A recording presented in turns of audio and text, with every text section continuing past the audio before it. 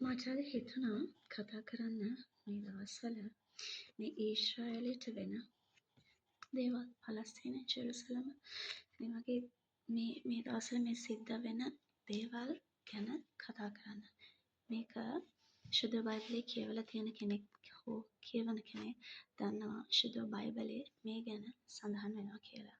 මොකද දෙවියන් වහන්සේ ආරම්භයත් අවසානයත් නිසා. ඉතින් දෙවියන් වහන්සේ මේ ශුද්ධ බයිබලයේ සඳහන් කරලා තිනවා විශේෂයෙන්ම ආමොස් පරිච්ඡේදවල ගත්තොත් ඒකේ පරිච්ඡේද සියල්ලම වගේ යන්නේ මේ පිළිබඳව මේ දැන් සිද්ධ වෙන දේ ගැන. ඉතින් ඔයගලන් හිතන්න පුළුවන් ඇයි මෙහෙම වෙන්නේ ඊශ්‍රායලයට කියලා. ඊශ්‍රායලය කියන්නේ විශේෂයෙන්ම අනිත් හැම ජාතීන්ටම වඩා දෙවියන් වහන්සේව හරියට හඳුනගත්ත ජාතිය.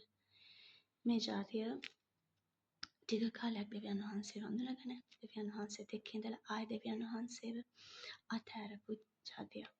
ඉතින් දෙවියන් වහන්සේ මුලත් අගත් හැමදේම දකින දෙවියන් වහන්සේ දැනගෙන සිටියා මේ දේ. ඉතින් ශුද්ධ බයිබලයේ සඳහන් වෙනවා දෙවියන් වහන්සේ මේකට දඬුවම් දෙනවා කියලා. ඔයගොල්ලන් ශුද්ධ බයිබලයේ ආමොස් පරිච්ඡේදයේ මුල සිට අග කියවුවත් මේක ගැන ඔයගලන්ට දැක ගන්න පුළුවන්. ඉතින් මේකට විසඳුමක් විදියට දෙවියන් වහන්සේ ඒගොල්ලන්ට දීලා තියෙනවා ස්වාමීන් වහන්සේ වෙත හැරෙන්න කියලා. ඒක තමයි ඔවුන්ට තියෙන එකම විසඳුම. එහෙම නැතුව ඒගොල්ලන් එතනින් මෙතනට ගියත් මෙතනින් එතනට ගියත් ඒගොල්ලන්ට ගැලවීමක් නැහැ. ගැලවීම තියෙන ස්වාමීන් වහන්සේ ළඟ පමණයි.